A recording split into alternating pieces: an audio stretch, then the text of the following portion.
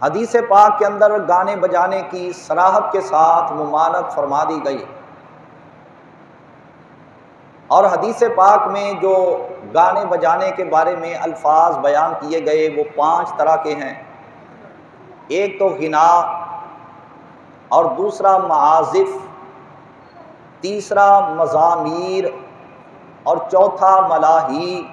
اور پانچواں قینات۔ یہ 5 الفاظ حدیث پاک کے اندر بیان کیے گئے کہ ان سے بندہ مومن دور رہے، اپنے آپ کو بچائے۔ یہ چیزیں بندہ مومن کے لیے منع ہیں، اور ان کے معنی تقریباً قریب ہیں کہ سب کو ملا دیا جائے تو مفہوم اس کا گانا بجانا اور لہو و لعب بن جاتا ہے۔ اب ان میں جو فرق ہے وہ انتہائی قلیل فرق ہے، اور ان کے معانی غنا کس کو کہتے ہیں؟ سریلی آواز اور میٹھی آواز کو کہتے ہیں۔ غنا کا معنی سریلی اور میٹھی آواز، مگر بعد میں اس کو استعمال کیا گیا گانے بجانے کا ذکر کرنے کے لیے کہ جب بھی لفظ غنا بولا جائے گا تو مراد اس سے گانا بجانا ہوگا۔ معازف وہ آلات جن کو ہاتھوں کے ساتھ بجایا جائے، جس طرح ڈھول ہے، اسی طرح گٹار،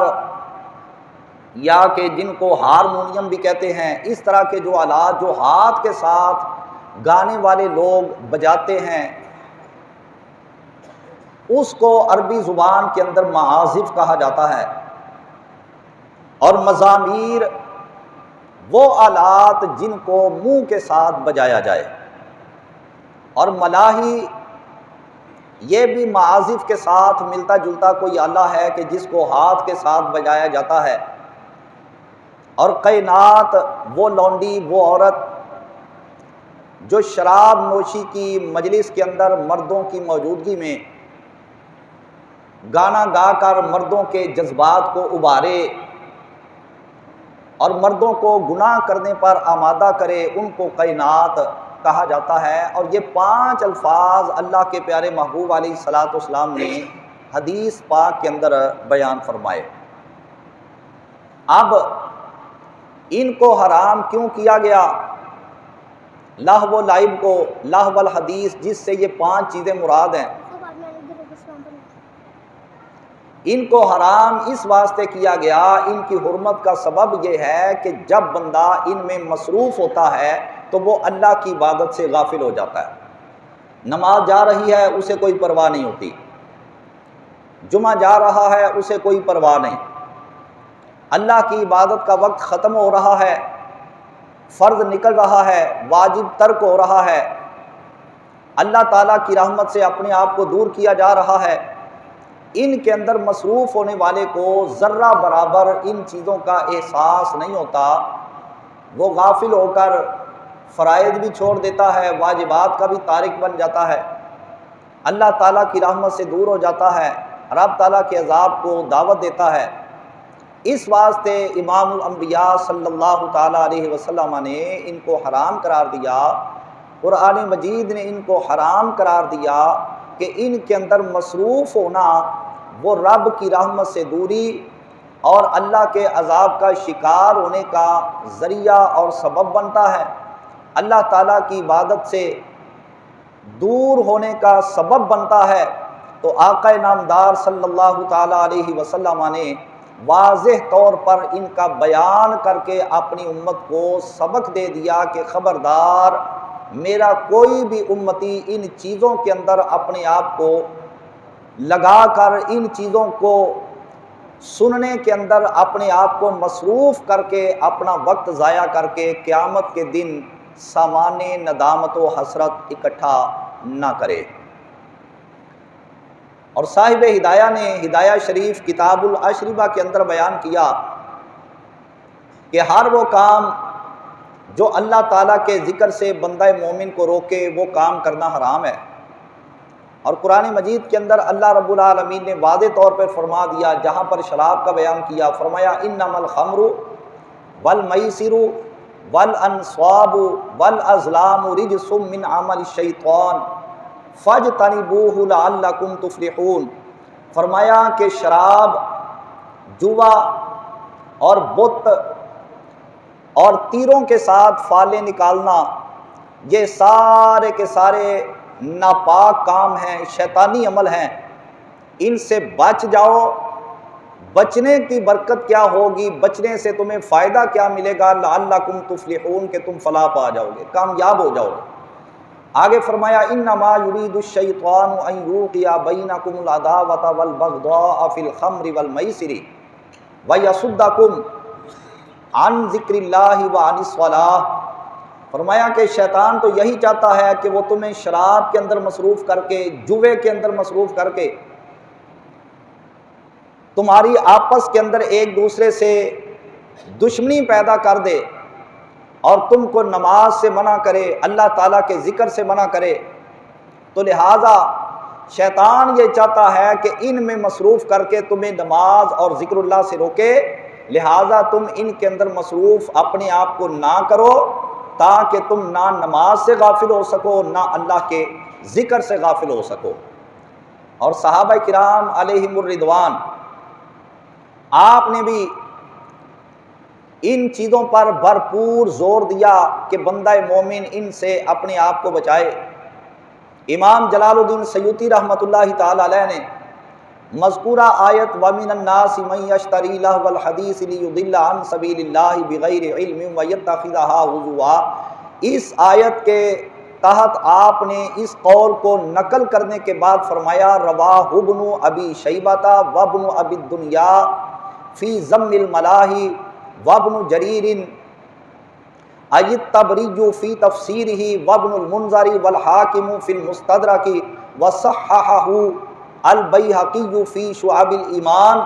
آپ فرماتے ہیں کہ میری اکیلے کی یہ بات نہیں ہے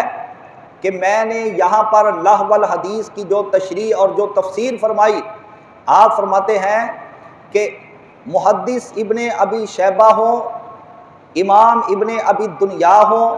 امام ابن جریر طبری ہوں، امام ابن المنذر ہو، امام حاکم ہو، امام بیہقی ہوں، ان سب نے لہو الحدیث کا وہی معنی اور وہی مطلب اور وہی مفہوم بیان کیا کہ جو میں امام جلال الدین سیوطی نے آپ کے سامنے بیان کر دیا ہے۔ حضرت عبداللہ ابن عباس رضی اللہ تعالیٰ عنہ، آپ نے بھی یہی فرمایا۔ حضرت جابر، حضرت مجاہد اور حضرت اکرمہ رضی اللہ تعالیٰ عنہ کا نقطہ نظر بھی یہی ہے۔ حضرت سعید ابن جبیر رضی اللہ تعالیٰ عنہ، آپ کی رائے اور آپ کا موقف بھی یہی ہے، یعنی ان محدثین اور ان ائمہ کا متفقہ فیصلہ ہے کہ لہو الحدیث سے قرآن مجید کے اندر جو منع کیا گیا اس سے مراد کیا ہے؟ فرماتے ہیں کہ اس سے مراد ہے گانا بجانا، سننے والا کام کرنا، جو کہ آج معاشرے کے اندر اس قدر عام ہو گیا ہے کہ جب تک شادی کے موقع پر گانے بجانے والا حرام کام نہ کیا جائے، رسول اللہ کا کلمہ پڑھنے والا اور رسول اللہ سے عشق و محبت کا دعوے دار سمجھتا ہے کہ ہماری شادی کا فنکشن ہی نامکمل رہتا ہے۔ اس کا نتیجہ پھر یہ نکلتا ہے اس نحوست کا کہ آگے چل کر اختلافات پیدا ہوتے ہیں، گھر برباد ہو جاتے ہیں، طلاقوں تک نوبت آتی ہے، تباہی اور بربادی دونوں گھروں کا مقدر بن جاتی ہے۔ ساری زندگی کے لیے دو خاندانوں کی آپس کے اندر اس قدر دشمنی پیدا ہو جاتی ہے کہ ایک دوسرے کے جانی دشمن بن جاتے ہیں، اور ان کی وہ دشمنی نسلوں تک آگے بڑھتی چلی جاتی ہے۔ یہ نحوست کس کام کی ہے؟ اسی گانے بجانے کی نحوست ہے کہ جس سے رب کائنات نے قرآن مجید کے اندر صاف لفظوں میں منع کر دیا، امام الانبیاء نے اس سے منع کر دیا، اور صحابہ کرام نے اور ائمہ امت نے اس سے منع کیا اور واضح طور پہ فرما دیا کہ اللہ رب العالمین نے اس کو حرام کیا، رسول اللہ نے اس کو حرام کیا، اور بندہ مومن وہی ہوتا ہے کہ جو اللہ اور رسول کے حرام کردہ کام سے اپنے آپ کو بچا لے اور جس کا حکم دیا اس کو بجا لائے، اس کو سچا پکا بندہ مومن کہا جاتا ہے۔ قرآن مجید کے اندر ایک اور مقام پہ فرمایا وَاسْتَفْزِزْ مَنِ اسْتَطَعْتَ مِنْهُمْ بِصَوْتِكَ، تو اپنی آواز کے ساتھ جس کو بھی بہکا سکتا ہے بہکا دے۔ حضرت اکرمہ حضرت مجاہد رضی اللہ تعالی عنہ بیان کرتے ہیں اس سے بھی مراد غنا اور مزامیر ہیں۔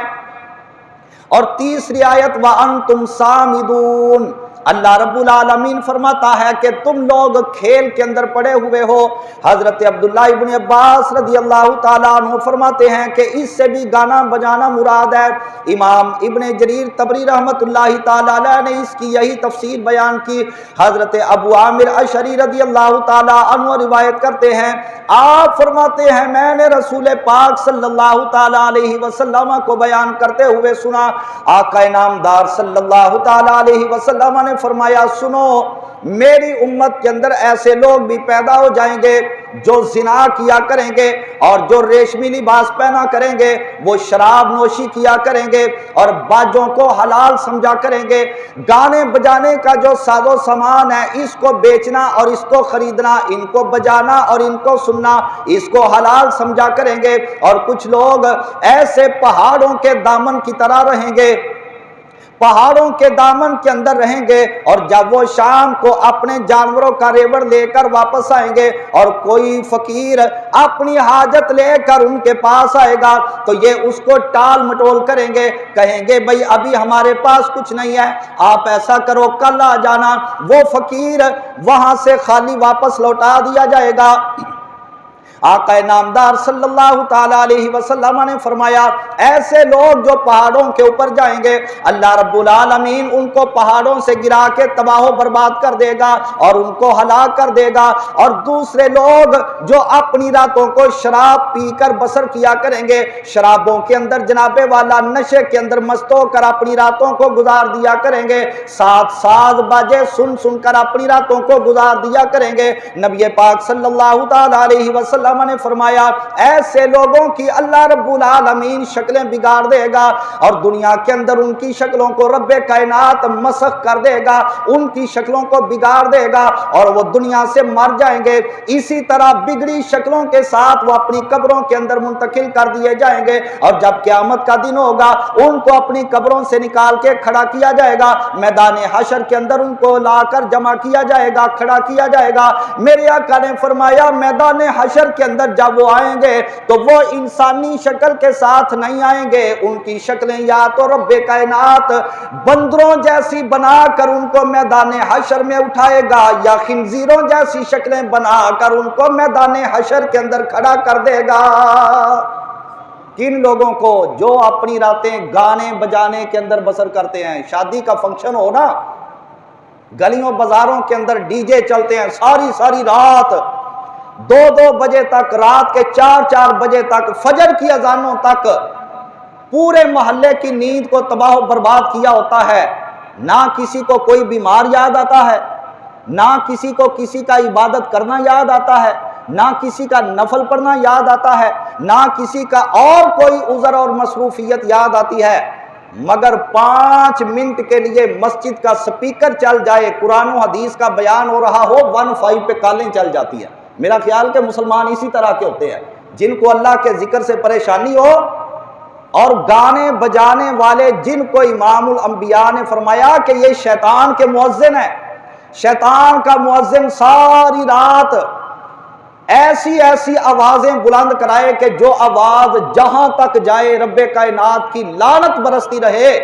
وہاں پر کوئی 1.5 پہ کال نہیں چلتی، کوئی تھانے دار نہیں آتا، کوئی SHO نہیں آتا، کوئی قانون حرکت کے اندر نہیں آتا۔ قانون حرکت کے اندر کب آتا ہے؟ جب سپیکر کے اندر اللہ کے قرآن کی آواز مسجد کی 4 دیواری سے باہر چلی جائے، یا رسول اللہ کے فرمان کی آواز مسجد کی 4 دیواری سے باہر چلی جائے، فوراً جناب والا ڈالے آ جاتے، پکڑو مولوی کو، کس نے چلایا سپیکر، یہ کیا ہو گیا، قانون کی خلاف ورزی ہو گئی۔ اس وقت قانون کہاں مر جاتا ہے جب ساری رات رب کائنات کے عذاب کو اعلانیہ طور پہ دعوت دی جاتی ہے، پورے محلے کو بے چین کر کے رکھ دیا جاتا ہے۔ کب قانون اس وقت کہاں سویا ہوتا ہے، کہاں مر جاتا ہے قانون ان لوگوں کا۔ تو میں سمجھ گیا کہ اس ملک کے اندر جس پر لیبل تو اسلامی ملک کا لگا ہے، یہاں پر آپ گناہ کریں آپ کو سپورٹ کی جائے گی، اللہ رسول کا ذکر کریں آپ کو مجرم اور اشتہاری قرار دے دیا جائے گا۔ یہ اس ملک کا قانون ہے، اس طرح کا قانون بن کے رہ گیا تو کوئی بات نہیں۔ میرے آقا نے فرمایا جو اپنی راتیں گانے باجے سن سن کے بسر کریں گے اور شراب نوشی کے اندر مست ہو کر اپنی راتوں کو بسر کریں گے، میرے آقا نے فرمایا مریں گے، ان کی شکلیں بگڑ جائیں گی اور قیامت والے دن بندروں اور خنزیروں کی شکل میں ان کو اللہ تعالیٰ میدان حشر میں کھڑا کرے گا۔ دور سے دیکھ کر بندہ سمجھ جائے گا او بے ایمان کھڑا ہے جو دنیا کے اندر خدا رسول کی نافرمانی کے اندر اپنی راتوں کو بسر کیا کرتا تھا۔ پھر حضرت عبد الرحمن ابن ثابت فرماتے ہیں نبی پاک شاہ الاولاق صلی اللہ تعالی علیہ وسلم نے فرمایا کہ میری امت کے اندر خسف ہوگا۔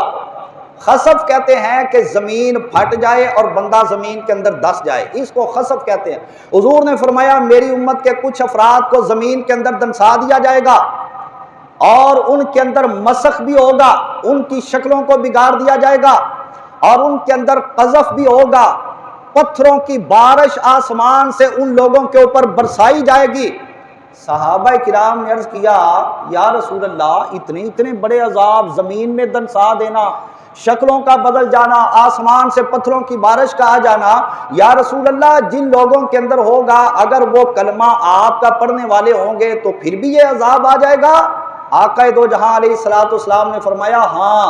کلمہ پڑھنے والے ہوں گے پھر بھی ان پر یہ عذاب آئیں گے، ان کی رب تعالیٰ شکلیں بھی بگاڑے گا، ان کو زمین کے اندر بھی دنسا دے گا، ان پر پتھروں کی بارش بھی اتارے گا۔ عرض کیا گیا یا رسول اللہ وہ اتنے بد نصیب لوگ ہوں گے کون،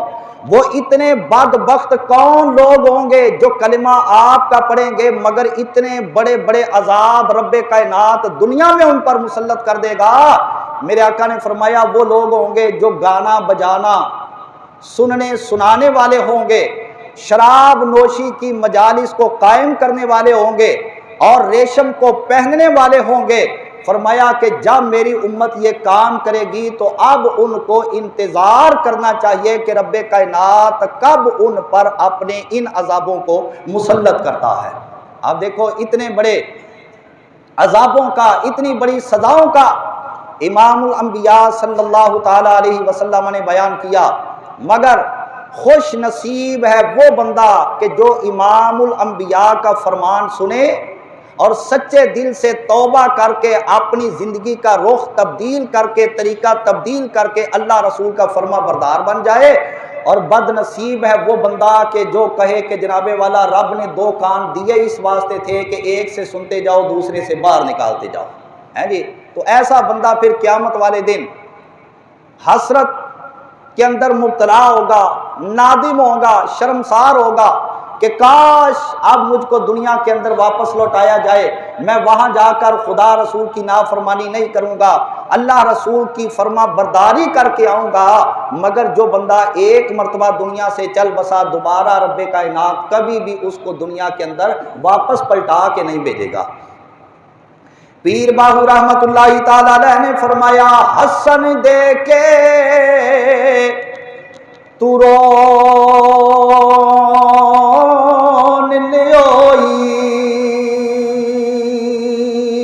تینو دتا کس دلاسا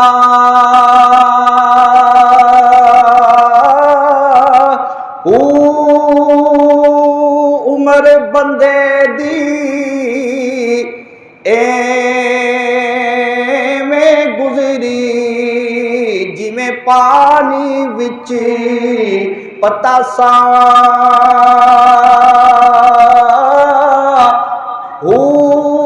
سوڑی سامی اے سٹ گتے سن اوتھے پلٹ نہ سکسے اے پاسا